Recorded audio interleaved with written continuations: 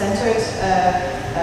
It's important also to talk about the genocide as such and its consequences in the Rwandan society. But just so you know, because our fight is really to have the truth come out for the Rwandan society, it needs to come out in France as well, and it's a really big request of the Rwandan people today. And at the time, it was the Socialist Party who was in power in the presidency. So it was François Mitterrand who was the first socialist president of the Republic. And he was the main person in power, which obviously you can imagine makes things very complicated. We asked young socialists want to come out and say the truth, because we can imagine that this person and or people very close to him probably are the ones who bear the biggest responsibility, and there's this whole myth about François Mitterrand in France that is very hard to touch, basically. So that's why the situation for us as young socialists is difficult, but what makes it even more difficult in the French society as a whole is that at the time it was a period that both the left and the right were in power in France, because the left had the presidency and the right had the parliament. And so the Ministry of Foreign Affairs, the Ministry of Defense were part of the right-wing party. So today there's a big omerta of these people who basically protect each other. And because no big party was not in power then and would be inclined to kind of find the truth and fight for the truth, they kind of like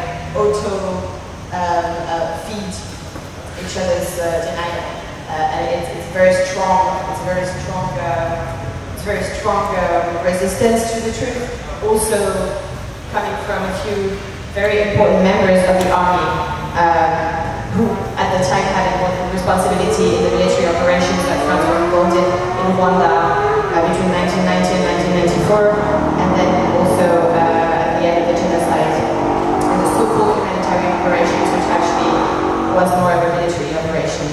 But we will talk about it more in detail. Working? Even more precisely to understand the omerta, we can watch a movie apparently. The person who was Minister of Foreign Affairs of France at the time is now one of the leaders of the Conservative Party and is going to run for the election, for the presidential election in 2017.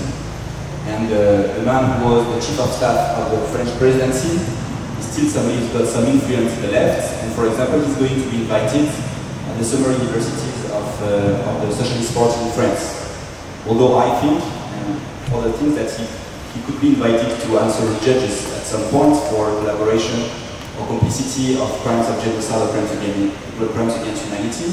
That's not been the case so far, but you can see that these people are still influential, and this makes the issue even more complicated to speak about, and the fight that they are leading, especially the French young socialists in France, all the more complicated and courageous. Can we start the movie now, please?